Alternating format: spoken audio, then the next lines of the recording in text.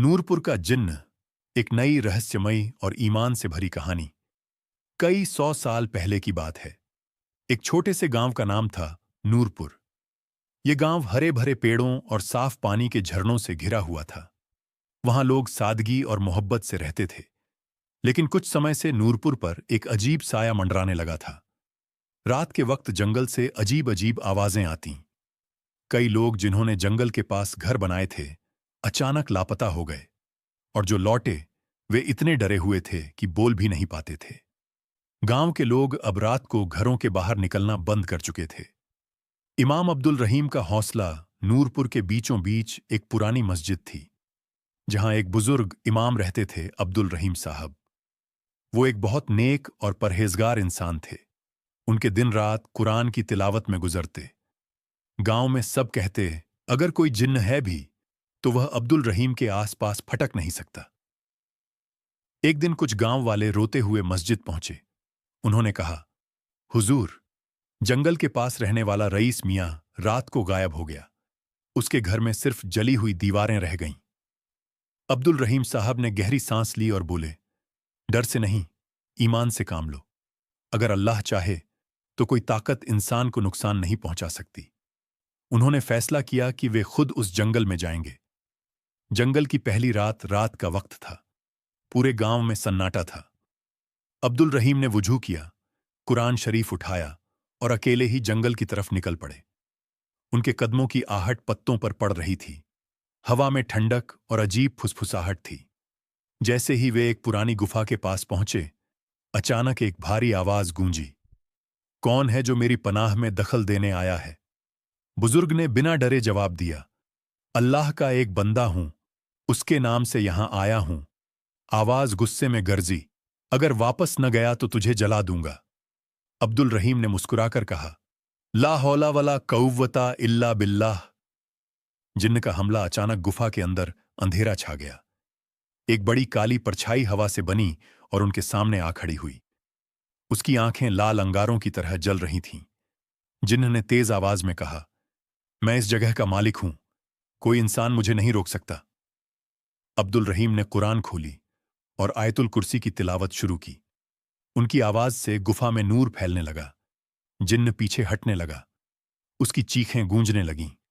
अचानक वह जमीन पर गिर पड़ा और बोला, बस करो, मैं तौबा करता हूं, मुझे माफ कर दो। अब्दुल रहीम ने कहा, अगर तू तौबा करता है और अल्लाह की राह पर लौट आता है तो रहम किया जाएगा। जिन्न ने सिर झुका लिया और धुएं में बदलकर गायब हो गया। गांव की राहत और नया डर। सुबह जब अब्दुल रहीम गांव लौटे तो लोग खुश होकर बोले, हुजूर ने जिन्न को हरा दिया। गांव में अमन लौट आया। बच्चे फिर से खेलते, लोग फिर से रातों में हंसने लगे। मगर अब्दुल रहीम का दिल बेचैन था। उन्होंने गुफा के पास अजीब निशान देखे थे, जो किसी ताबीज जैसे लग रहे थे। कुछ हफ्ते बाद फिर वही डरावनी घटनाएं शुरू हुईं। मवेशी गायब, दीवारों पर परछाइयां और मस्जिद में सुनाई देती रहस्यमयी आवाजें। दूसरी जंग, छुपा जिन्न। इस बार अब्दुल रहीम अपने साथ 2 शागिर्द लेकर निकले, यूसुफ और हामिद। तीनों ने रात को गुफा में कदम रखा। अचानक ठंडी हवा चली और पत्थरों पर लाल निशान चमकने लगे। एक आवाज आई, मेरे भाई को क्यों मारा? अब तुझे इसकी सजा मिलेगी। एक नई और भी ताकतवर परछाई प्रकट हुई।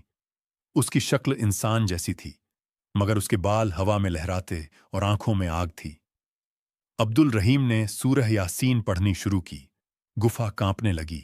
जिन्न चिल्लाया, यह नूर, यह मुझे जला रहा है। उन्होंने जमझम का पानी छिड़का और जिन्न राख में बदल गया।